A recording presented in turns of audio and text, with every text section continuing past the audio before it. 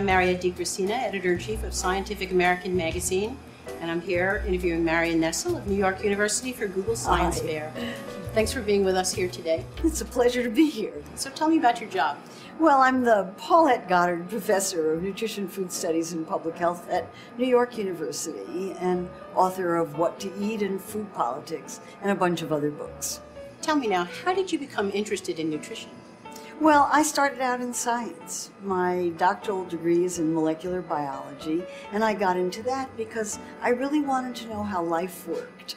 But everybody eats, everybody loves food, and I could see that I could start talking about biology with students using food as an example, and everybody got it.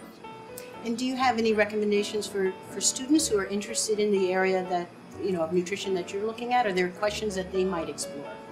Anything that anyone is interested in probably hasn't been studied to the extent that it needs to be, because in many ways it's a very new field.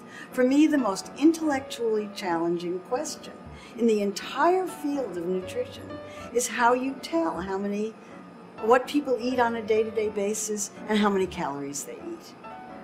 These questions seem like they would be completely trivial, and yet no one has ever been able to figure out a way to get nutrition information and dietary information from large groups of people in any way that even approaches accuracy.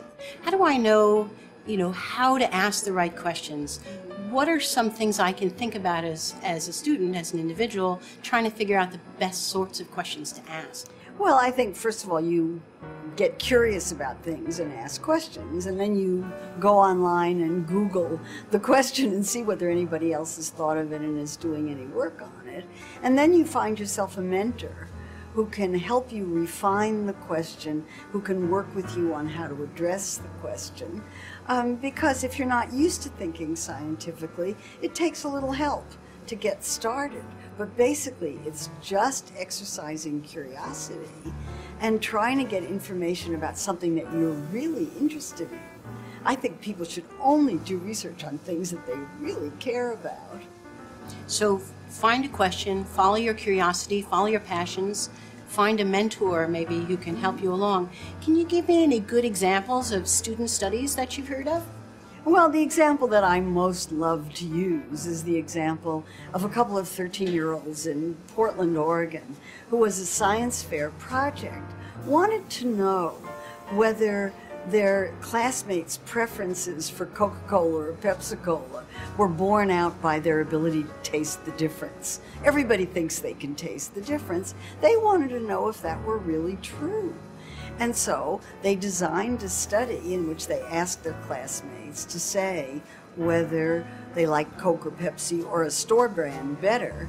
And then they set up a double-blind experiment where neither they nor their classmates knew what was actually in these little cups. And they discovered that practically nobody knew which one they were tasting. And in fact, most of the people preferred the store brand because it was quite a bit sweeter. And I thought they did a brilliant job doing this, and what really made me laugh was that a couple of years later, somebody did almost exactly the same experiment using brain scans and really sophisticated neurological techniques to prove what these two 13-year-olds had done in a few hours with their classmates. They won the science fair, by the way. I'm pleased to hear it. So do you have any other advice for students who are entering a science fair for ways they can think about getting into new projects or new areas of study? Just exercise your curiosity. Follow your passion. Do what interests you. It's really fun. Nothing's more fun than that. Well, thank you so much. It is so fun to talk to you, especially about science. It's just a pleasure. Thank you. I'm Mariette DiCristina for Scientific American, talking about the Google Science Fair.